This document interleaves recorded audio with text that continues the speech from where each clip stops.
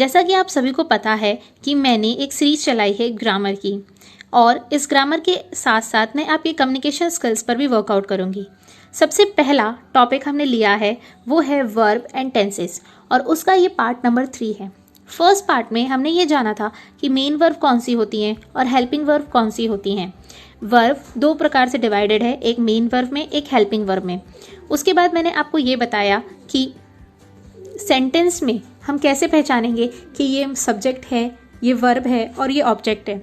उसके बाद मैंने आपको समझाया कि सेंटेंस किस प्रकार के होते हैं और कितने प्रकार के होते हैं। यदि आपको मेरे फर्स्ट वीडियो का कोई भी पार्ट समझना है तो आप नीचे दिए हुए डिस्क्रिप्शन बॉक्स में देख सकते हैं, आपको लिंक मिल जाएगा। और दूसरी बात मैं आपसे कहना चाहूँगी कि पार्ट नंबर 2 में मैंने आपको सब कुछ समझाया था कि मॉडल्स कितने प्रकार के होते हैं, और दूसरी बात मॉडल्स जो हैं वो कितने होते हैं, कितने प्रकार के होते हैं, वो किस तरीके से यूज़ आते हैं सेंटेंस में, और उनमें डिफरेंस क्या क्या होता है। ये सभी चीज़ें अगर आपको जाननी है तो आप नीचे दिए गए डिस्क्रिप्शन बॉक्स में पार्ट नंबर 2 का जो लिंक है वर्ब एंड टेंस का, वो आप देख सकते हैं। चलिए शुरुआत करते हैं, श्री गणेश करते हैं आज के इस टॉपिक का, verb and tense part number 3। So students, चलिए शुरुआत करते हैं। सबसे पहले मैंने आपको पिछले लेसन में यानी कि पिछली वीडियो में मैंने समझाया था आपको कि कैन और कुड में क्या फ़र्क होता है, मे, माइट और मस्ट में क्या फ़र्क होता है। मे, माइट एंड मस्ट, इसमें क्या फ़र्क होता है। इन सभी चीज़ों को जानने के बाद अब मैं आपके सामने एक और नया डिफरेंस लेकर आई हूँ, और वो डिफरेंस है स्टूडेंट्स कुड और कैन में। ठीक है, तो चलिए शुरुआत करते हैं कैन से। कैन जो है वो हमेशा, जैसा कि यहाँ स्क्रीन पर लिखा हुआ है आपके सामने, फ्रेंडली रिक्वेस्ट को दर्शाने के काम आता है। जैसे कि यदि मैंने किसी से भी फ्रेंडली रिक्वेस्ट की, अरे यार तेरी कार दे देना, अरे यार तेरी बुक दे दे, क्या मैं आपका पेन ले सकता हूँ, इस तरीके के जो सेंटेंस होते हैं उनमें हम कैन का इस्तेमाल करते हैं, क्योंकि हम अपने किसी दोस्त को या अपने सहपाठी को बोल रहे होते हैं। आगे बात करते हैं कुड का।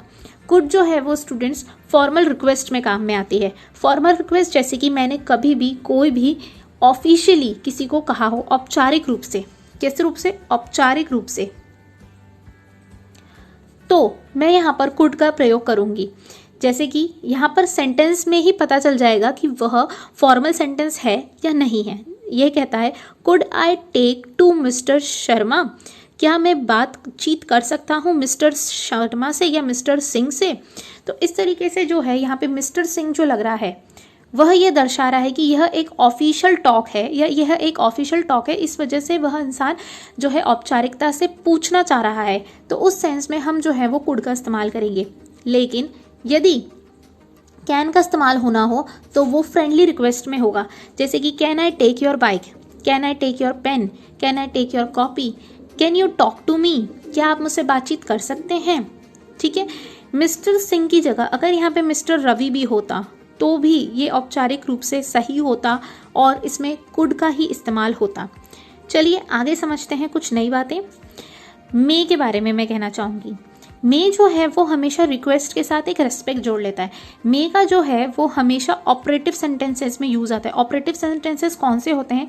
सकारात्मक सेंटेंस, पहला पॉइंट। दूसरा, वे सेंटेंस सकारात्मक होते हुए किसी की अच्छी कामना या अच्छी आशा कर रहे हो।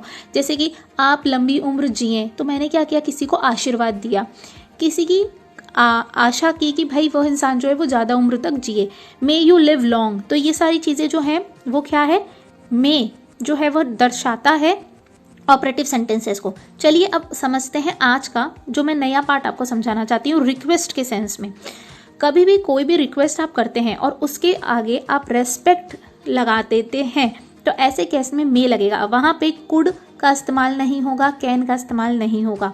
जैसे कि ये सेंटेंस दे रखा है, मे आई कम इन सर, क्या मैं अंदर आ सकता हूँ सर। यहाँ पे सकना, सकते, इसका सेंस तो आ रहा है, यह तो हम बोल रहे हैं, परंतु उसके साथ ये जो सर यहाँ पर लगाया है शब्द, इस सर के कारण यहाँ पर जो है वो क्या है, यहाँ पर जो है वो रेस्पेक्ट है। ठीक है स्टूडेंट्स, चलिए आगे बढ़ते हैं। वुड का इस्तेमाल। वुड का इस्तेमाल किसी भी पोलाइट रिक्वेस्ट के लिए किया जाता है। जहाँ पर भी कृपा दृष्टि हो, जहाँ पर भी कोई दया की भावना आ रही हो, या फिर हम ऐसा करना चाहते हैं कि बहुत ही नम्रता से और विनम्रता पूर्वक हम किसी से कुछ पूछना चाह रहे हैं, जैसे कि कुड यू हेल्प मी। अब इसमें क्या है, एक आशा भी है, एक जो है वो लाचारी भी है, और एक सीधी सीधी कहूँ तो एक नम्रता पूर्वक रिक्वेस्ट भी है कि मेरी इस बात को वहाँ तक पहुँच जाए और वह इंसान हाँ में ही जवाब दे। वह इंसान किस में जवाब दे? हाँ में ही जवाब दे। क्योंकि जब भी आप किसी को हेल्प के लिए बुलाते हैं तो आप इस आशा से ही बोलते हैं कि भाई वो मेरी हाँ कर दे या वो मेरी हेल्प कर दे। तो ऐसे सेंटेंसों में वुड का इस्तेमाल होगा, ना तो कैन का होगा, ना कुड का होगा, और ना ही मे का होगा। यहाँ तक ही क्लियर हो गया होगा आपको स्टूडेंट्स। चलिए आगे बढ़ते हैं। अब मैं आपके सामने लेकर आई हूँ एक स्क्रीन पर एक नई बात। वो बात यह है कि कभी भी मॉडल प्लस हैव के साथ वर्ब की थर्ड फॉर्म लगेगी तो उसका सेंस जो है वो चेंज हो जाएगा। जैसे कि समझिए, आपको ये बात तो पता है, शुरुआत करने से पहले मैं कहूँगी कि हैव में कितनी फैमिलीज होती हैं। हैव में फैमिली होती है हैज़, हैव एंड हैड। ठीक है, ये तीनों ही जो हैं वो हैव की फैमिलीज होती हैं।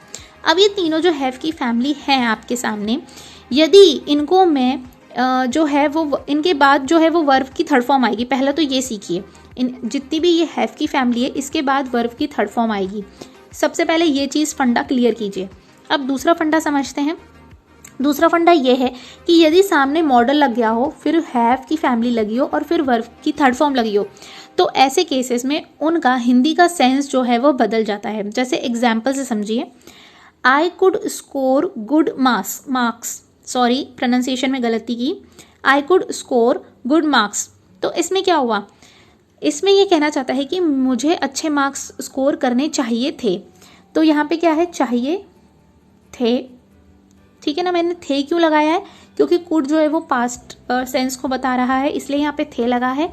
और चाहिए और सकना कैन और कुड में लगता है। अब समझते हैं कि इसमें कहना क्या चाह रहा है सेंटेंस में। इसमें जब भी ये कहना चाह रहा है तो ये कह रहा है कि भाई मुझे गुड मार्क्स स्कोर करने चाहिए थे।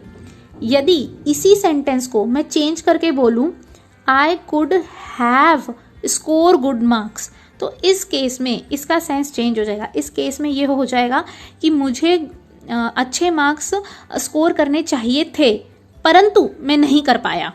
यहाँ पे एबिलिटी जो है वो क्या आ गई है कि भाई I did not score although I had the ability. इसका मतलब कि मेरे पास वो क्षमता तो थी काम करने की, लेकिन मैं कर नहीं पाया। जब भी कहीं पर भी किसी भी सेंटेंस में है मॉडल हैव प्लस वर्ब की थर्ड फॉर्म लगती है तो उस केसेस में वहाँ पर होता है कि मैं कर तो सकता था, वह काम में किया जा सकता था, परंतु वह नहीं हो पाया या नहीं कर पाया। मतलब मेरी वो क्षमता जो है वो नहीं कर पाई, परंतु मैं जो है वो एबिलिटी रखता हूँ। जैसे मैं दूसरा सेंटेंस आपको समझाती हूँ, आई शुड वर्क हार्ड। ये सिर्फ ये बोल रहा है मुझे जो है वो हार्ड वर्क करना चाहिए, लेकिन यहाँ पे क्या लिख रहा है, I should have worked hard. मुझे हार्ड वर्क करना चाहिए परंतु मैं नहीं कर पाया। उसी तरह से पहले वाले दो सेंटेंस में क्या होगा, I could score good marks, मुझे गुड मार्क्स स्कोर करने चाहिए। और दूसरा सेंटेंस कह रहा है I could have scored good marks, तो मुझे अच्छे मार्क्स स्कोर करने चाहिए थे परंतु मैं नहीं कर पाया। तो ये जो है वो नहीं कर पाया जो है वो सेंस किसकी वजह से आता है, मॉडल प्लस हैव की फैमिली प्लस वर्ब थर्ड, यानी कि वर्ब का थर्ड फॉर्म। आपको यहाँ तक क्लियर हो गया होगा स्टूडेंट्स। चलिए आगे बढ़ते हैं। Thank you so much for watching this video, and if you hope this video really makes sense in your life, then please like, subscribe, comment, and thank you so much। शब्बा खैर, और हमारे साथ बनिए रहिए। बिल्कुल लाइक, कमेंट, सब्सक्राइब करना मत भूलिएगा दोस्तों। आपका सपोर्ट बहुत ज्यादा जरूरी है मेरे लिए, मुझे मोटिवेट करता है कि मैं आपके लिए कुछ अच्छा कर सकूं। और जी हाँ, इंटरपर्सनल स्किल हम साथ में मिलकर ही इम्प्रूव करेंगे।